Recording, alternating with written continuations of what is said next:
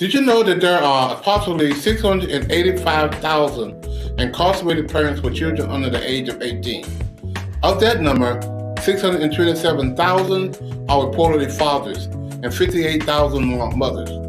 While these facts are disturbing for men and women alike, our focus today is on the alarming rate of incarcerated fathers who make up our current prison population.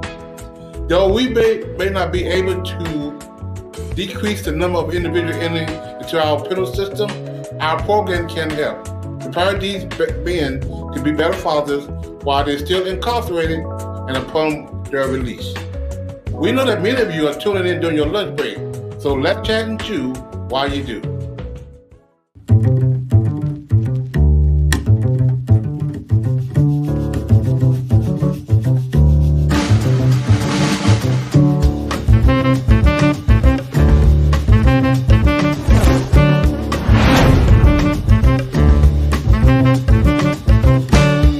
Good afternoon, everyone. My name is Dr. Glenn Warren, the founder of Fathers Forever. As I mentioned during my intro, America is facing a real problem. Jails and prisons have become overrun with fathers. The absence from their lives of their children have resulted in a generation of men and women who will grow up in single-family homes, many without the guidance of a positive male role model. Unfortunately, a brush with the law may result in consequences that carry prison sentences. While these is not something that anyone should aspire to, it does not have to be the end of your story. We at Fathers Forever have developed a solution to assist returning citizens to get reacclimated to society, oftentimes while they're still incarcerated. That solution is our Fathers Forever Dads at a Distance training program. To give you a more meaningful understanding of the program, I'd like to show you a video. But before I do, let's take care of a couple of housekeeping items. To our viewers, please make sure you follow us on Facebook, like and subscribe to our YouTube channel, and of course, hit the bell to activate notification that will remind you that we're on. Please leave a comment and let us know how we're doing. We'd love to hear from you. Now on with the video. Hello everyone, this is Glenn Warren, founder and executive director of Fathers Forever. I want to share an alarming reality with you. 627,000 fathers are incarcerated that have kids under 18.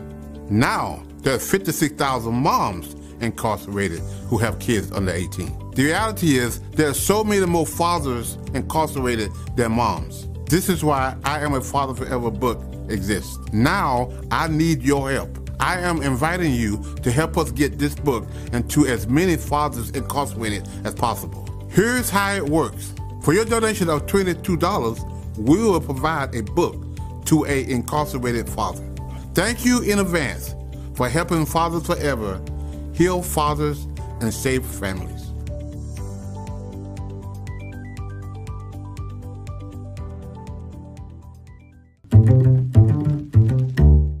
So that video brings out an alarming factor that 685,000, both men and women, incarcerated have kids under 18.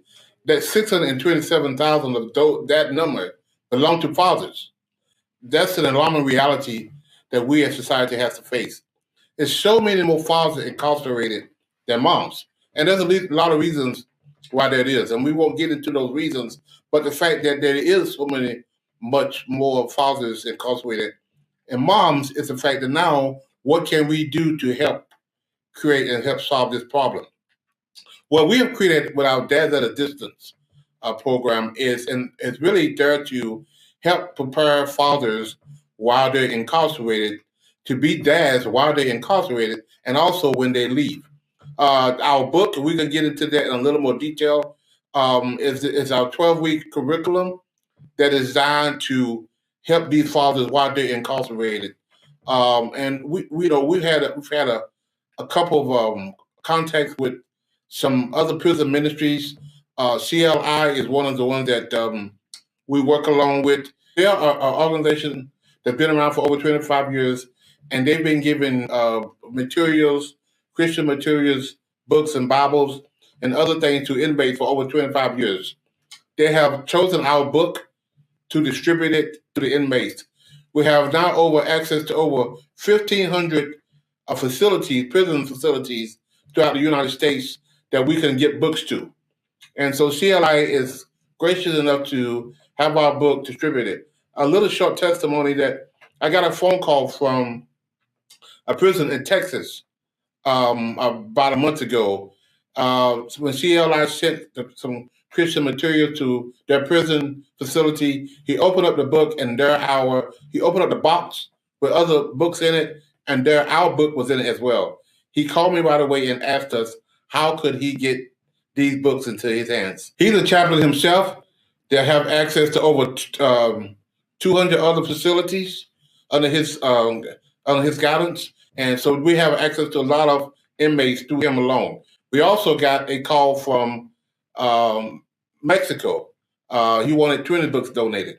So our books are getting into the hands of inmates, and I tell them, that now they have plenty of time on their hand. They have time to really, our book is designed, and I'll show you the book in a little detail. Our book is designed for the 12 chapters, and we have classes from statistics. We take each one of we got 12 statistics that we deal with, and we'll take those statistics one by one, and we go into like 70% of kids who drop out of high school come from fatherless home. So we take that statistic, and we have 10 of them, and we talk about those statistics in this class. We also have a class on legacy. What is a legacy? What are your kids gonna say about you when you passed on? Are they gonna say, my daddy gave me the tools to be successful in life? Are they gonna say, my daddy was a Rolling Stone? We also talk about budgeting. Where your child support money is going. And for the fathers that are absent, incarcerated, we go over the budget because one day they're going to eventually get out. And we talk to them about the importance that child support is much more than just money, but it is a part of money. We have a class on anger management. That's so important because a lot of guys struggle with a whole lot of anger and frustration. So we teach this class. On forgiveness, we also talk about oneness, coming in tune with yourself and finding out who you are as a person. It's the old saying, you can't give what you don't have. So we help them to help them to understand who they really are. A lot of guys struggle with substance abuse. However, I can't say it's not a problem inside the prison because a lot of guys come to our program, they come tested positive for drugs, alcohol, or whatever. So that's a problem as well. So substance abuse could be an issue. We talk about domestic violence, and we talk about the purpose of fatherhood. Also, one of the things we talk about, and we have two classes to this, and I think it's very important, we talk about destiny and purpose. That the same gift is inside of you, is probably inside of your child. And so we try to help them to identify what that gift is and help call that out to their kids. There's a lot of things that they can do while they're incarcerated, while they locked up, if you will. And studying this book, it can help them be better fathers while they're there. When I wrote my first book, somebody was to buy the book, they'll buy the book, I sign the book, and I give it to them. But a reverse book signing is they donate the book, they sign the book. And when I say sign, I'm not talking about just a signature. I'm talking about a nice little note that they put in there. It's a nice note. It's a note of encouraging. And so they write a note in there, and we give that to the inmates. So that reverse book signing allowed us to get books into the hands of inmates. And over the past year, we've given up 2,038 books to inmates by reverse book signings. We have churches who host reverse book signings, also businesses. If you have a business, you have a church, and you want to do a reverse book signing, well, we will love to come to your church or your businesses. So we are endeavoring to get these books into the hands of inmates all across the United States. Again, we have access to over 1,500 facilities. So that's why we need your assistance. We need your help. You take the book Well, we give you the book right in front of us. You write a nice note inside the book. We take the book and then take it to CLI, who distribute it across the United States. So that's what we've been doing, and we really need assistance in doing this and getting this book. It's really our curriculum. It's our 12-week curriculum, which got homework assignments after every chapter. It's got things that they can do, activities after every chapter, and we're really trying to get this book into the hands of inmates. And that's what we need your assistance at. Teaching these guys how to be fathers while they're incarcerated. And also, one day when they are released and return back home, now they have a head start on what it is. Because there's a lot of things they could do while they're incarcerated. And our book gives them some ideas of things that they could do while they're incarcerated. Some of you may question why we go into prisons and to jail to educate inmates. Well, I believe Clinton Lee Scott said it best when he said, the freedom of the mind is the beginning of all other freedoms. Though these guys may be incarcerated, their minds are not incarcerated. And so we want to help free their mind of how to be good fathers, continue to be fathers while they're incarcerated. Let's watch another video to illustrate how valuable our partnership with churches has been over the years. Well, I grew up in a household with my dad, and he took care of us all of his life. I'm a retired social worker for Wake County Human Services. And now a lot of my clients that came to me didn't come to us with their dad. These guys are grown now, they're women as well, and they suffer from substance abuse and anger and bitterness and resentment, all those things. So it was a God idea that I decided that I want to do something to give back. So we started Fathers Forever to help to teach these guys how to be good fathers and how to come along beside them and give them the skills and the knowledge that they need to be a good dad. Like our Heavenly Father who take care of us, He feeds us, He clothes us. He makes sure that we are safe and doing things that we need to be doing. We want to model everything we do after our Heavenly Father. So that's why we provide food for the guys. That's why we provide clothes for them, as well as teaching them the importance of their gifts, their talents, to be a part of their kids' lives, to be a part of their family lives, to go back and help them understand some things that maybe they burned some bridges and how to recover. They come to us from jail. They come to us from the prison. They don't have clothes. So our clothing closet provide them opportunity after we interview, to go into the next room and get a set of clothes. So when they come to us, with the clothes closet really help them get back in the community.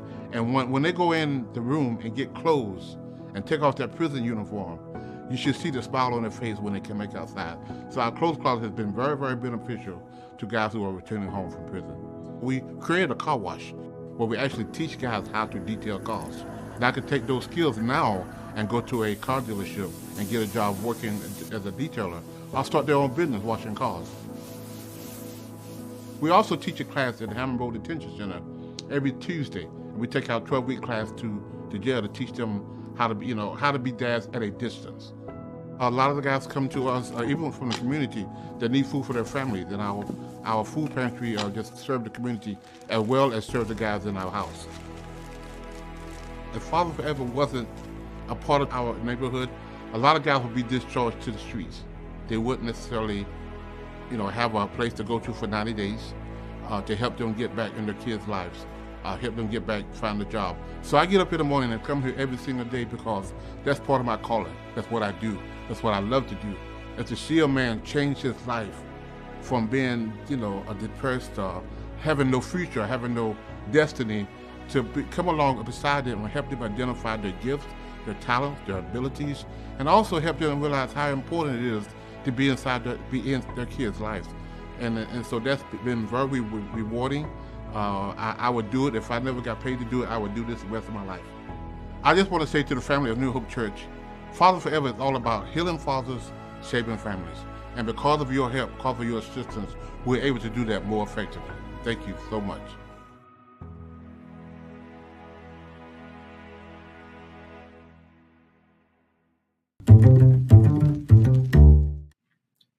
We really appreciate the churches and the pastors and other churches that want to get involved in hosting a reverse book signing.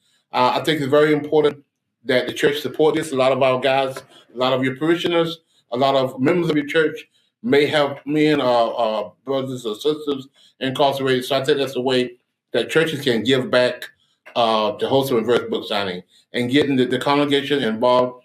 And one of the powerful things that gets me every time when I see kids and their parents and sit down at the table and everybody is signing the book. And the key to reverse book signing is it's not just to get one signature in there or one note in there. It's to pass it around and get as many notes as possible. Now, to add to that, when I thought, some things are some things are good ideas, some things are God ideas, and I think this was a God idea. I'm not that smart to come up with reverse book signing.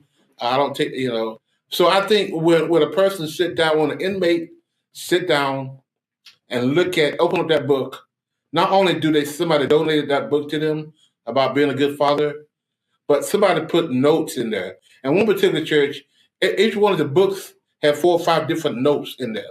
So imagine what happens when an inmate get a book, open it up, and he got 4 or 5 notes in there encouraging him to be a good father, and teaching him to, exalting him to be a good father. And a note could be a scripture, it could be a quote, it could be a saying, but it's very powerful. And I remember, coming up and we had a yearbook, and we signed a yearbook. I don't know if kids still do that these days and time now, but we used to sign a yearbook. And a few years ago, after I wrote the book, I happened to be going into my closet to look for something. I'm not sure what I was looking for, and I opened up in the bottom of the box. I pulled up my yearbook, and I sit down for about 30 minutes, and I was reading what people wrote to me and wishing me happiness 45 years ago. That really touched me. And I just laid the book down. I didn't really think nothing else about it until one day I was thinking to myself, how was I going to get this book into the hands of inmates? And I guess in my subconscious mind, that thought came back up. And I know how good it made me feel. So I said, wow, this will make inmates feel good as well. So that's how the reverse book signing was birthed. So we as a community, we as a family, we as a church, we as a neighborhood, we as businesses could take on that and help us get these books into the hands of these incarcerated fathers. I think it'll be wonderful for the men. I think it'll be good for those of us who are donating and everybody. And I think and I know for sure it's going to be good for the kids. Because once their father learned that they're not, yes, they're bound now by the jail cell. They're bound by the bars. Yes, they are, but they're not. They're bound by, this thing of I can't do anything. Now their minds are open. That there are some things that I can do. I'm still a father. Yes, I'm incarcerated, but I'm still a father. And how can we help this man be a father while he's incarcerated? So we appreciate everybody supporting us, our Dads at a Distance initiative. So as I stated before, we appreciate the churches, and we also really, really want to get businesses involved in this as well. If you got a business and you want to donate 20 books, 50 books, 100 books, or whatever you want to donate, you may not want to sign all those books. And so we get senior citizens. We have 3 senior citizen facilities that we take books to, and they write notes in them as well. So if you're a business and you really don't have time to come to sign books, I get that. I understand that. And so, but you could just donate, submit a donation of, whatever 20 books be like, the price of 20 books or 100 books, and donate that, and we get those books signed. Here's 3 ways you can support our Dads at a Distance initiative. Give a copy to a family member, our friend. Donate monthly, a book monthly, 5 books monthly, how many books you want to do monthly donation. Reverse book signing, your church, your business. You can make a donation go to our website at www.afatherforever.com and go to our PayPal at Fathers Forever, or our Cash App is $Fathers Forever. Make your donation today. Please include in the note section, include DAAD. Again, include in the note section DAAD.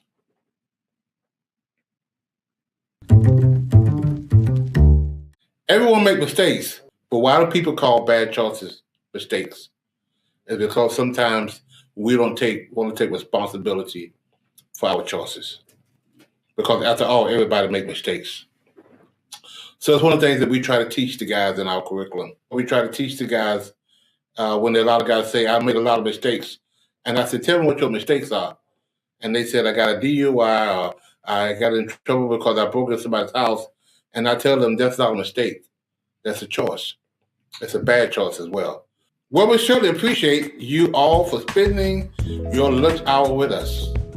We know you could have been anywhere else, doing anything else, but you chose to dine with us instead. If you didn't find your lunch fulfilling, hopefully this knowledge from this video and this broadcast will be mindful.